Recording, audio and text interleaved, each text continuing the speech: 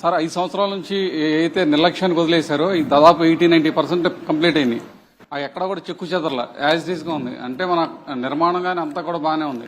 అన్ని పూర్తి చేయడానికి దాని టైం బాండ్ పెట్టుకుంటారా? ఒక 3 years కానీ అలా పెట్టుకుని దానికి మీ సజెషన్ ఏంటి చెప్పండి. మిమ్మల్ని కూడా సజెషన్ సార్, అందరినీ సజెషన్ అడుగుతున్నాం.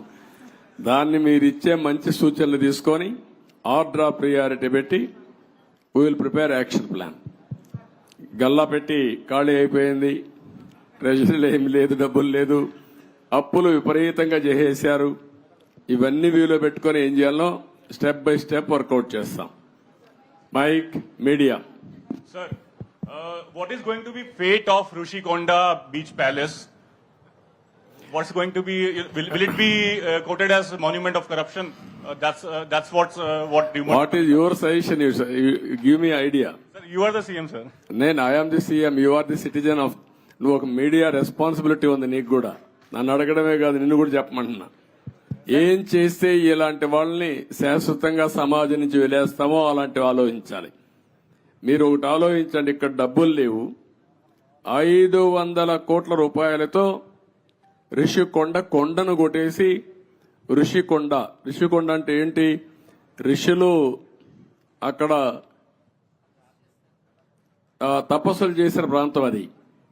అలాంటి కొండని ఎప్పటి నుంచి కూడా మనం చూసి ఇప్పుడైతే ఆధునికమైన పనిముట్లు ఇవన్నీ వచ్చాయి, కానీ ఒకప్పుడు విశాఖపట్నానికి వచ్చామంటే ఈ ఓడలు కానీ ఇవన్నీ ఋషికొండను చూసి గుర్తుపట్టి విశాఖపట్నం వచ్చామనే పరిస్థితి ఉండేది. అలాంటి పవిత్రమైన కొండని ఎన్విరాన్మెంట్లకి విఘాతం కలిగించే విధంగా కొట్టేశారంటే మనం గుర్తుపెట్టుకోవాలి. దాని కూడా అన్ని తప్పు ఇచ్చారు. అవన్నీ మళ్ళీ నేను మాట్లాడతాం. Sir, what about Prajavedika? You have visited Prajavedika and saw the debris there.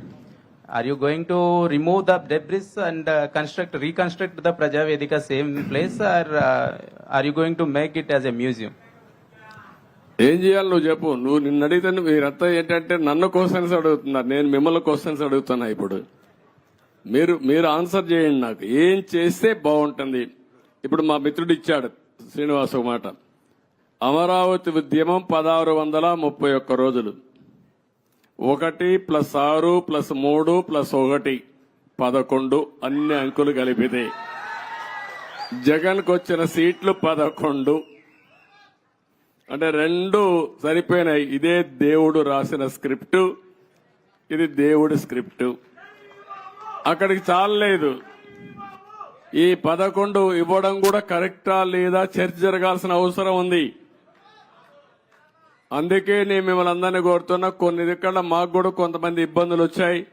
సరైన క్యాండిడేట్ నిలబడలేకపోయారు. నిలబడింది ఇక్కడ ప్రజలు ఎక్కడికక్కడ ముందుకు వచ్చి ఓట్లేశారు. కొన్ని సమస్యలు ఉన్నాయి. కానీ ఏదేమైనా ఇలాంటి వ్యక్తులు రాజకీయాలకు అర్హత ఉందా? ఇది చర్చ జరగాల్సిన అవసరం ఉంది రాష్ట్రంలో.